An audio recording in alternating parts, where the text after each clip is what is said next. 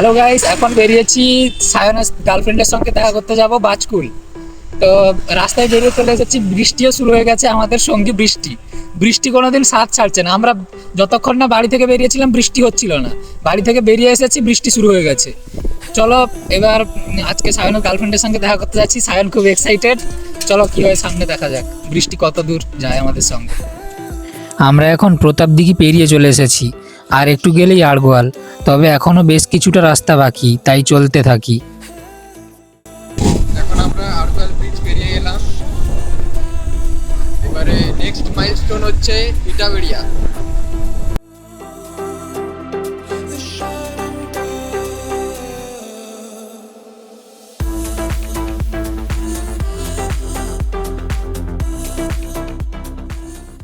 এখন আমরা মুগবেড়িয়া চলে এসেছি।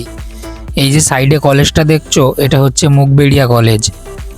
এখানেই সায়ন তার হোটেল ম্যানেজমেন্টের ডিগ্রি করছে।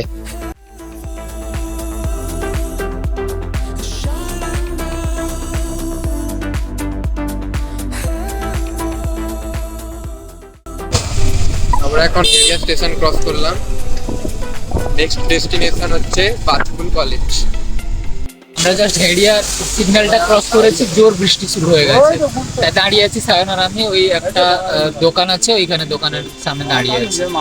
জাস্ট পুরো এই সামনে আকাশ বার্তার ঠিক অপোজিটে আকাশ বার্তা যে রেস্টুরেন্টটা আছে, ওই যে কৌশিক মোবাইল আকাশ বার্তা পাশাপাশি, ওর সামনেই দাঁড়িয়ে আছি জোর বৃষ্টির কারণে, আর যেতে পারি। আমরা পৌঁছে গেছি বাজকুলে।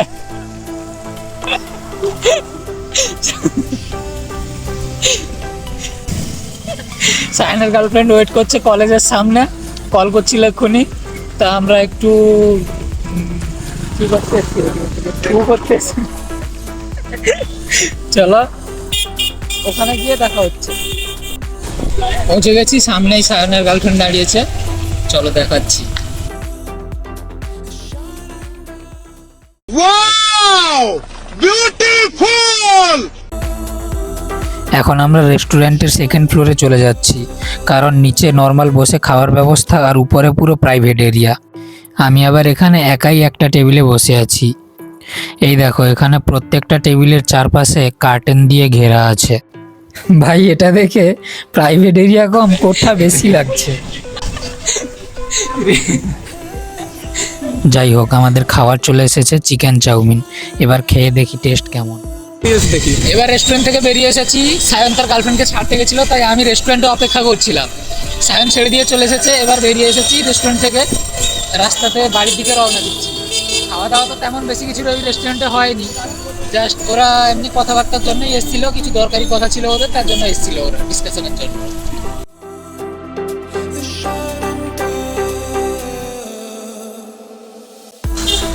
এরিয়া পর্যন্ত চলে এসেছি, কিন্তু বৃষ্টি শুরু হয়ে গেছে হঠাৎ করে, তার জন্য আমি রেনকোট পরে নিয়েছি। আর সায়ন যেহেতু ভিজে গেছে, সে আর রেনকোট পরেনি, সে এমনিভাবেই চলছে।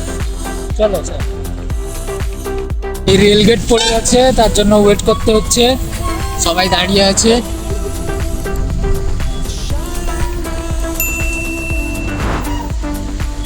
বৃষ্টি অনবরত হতেই আছে।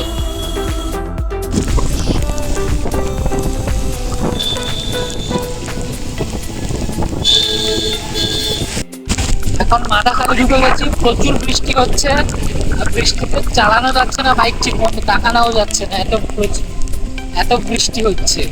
চলো কতক্ষণে পৌঁছাই দেখা যাক। রাত হয়ে গেছে, রাত 8টা বাজতে যায়, পৌঁছতে প্রায় 9টা 9টা 15 হয়ে যাবে বাড়ির পৌঁছতে।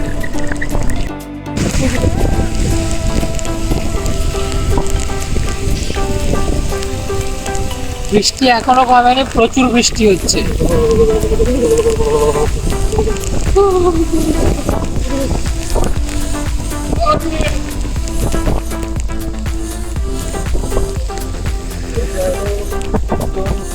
তো আমরা এইমাত্র বাড়ি পৌঁছলাম, এখন বাজে রাত 9টা।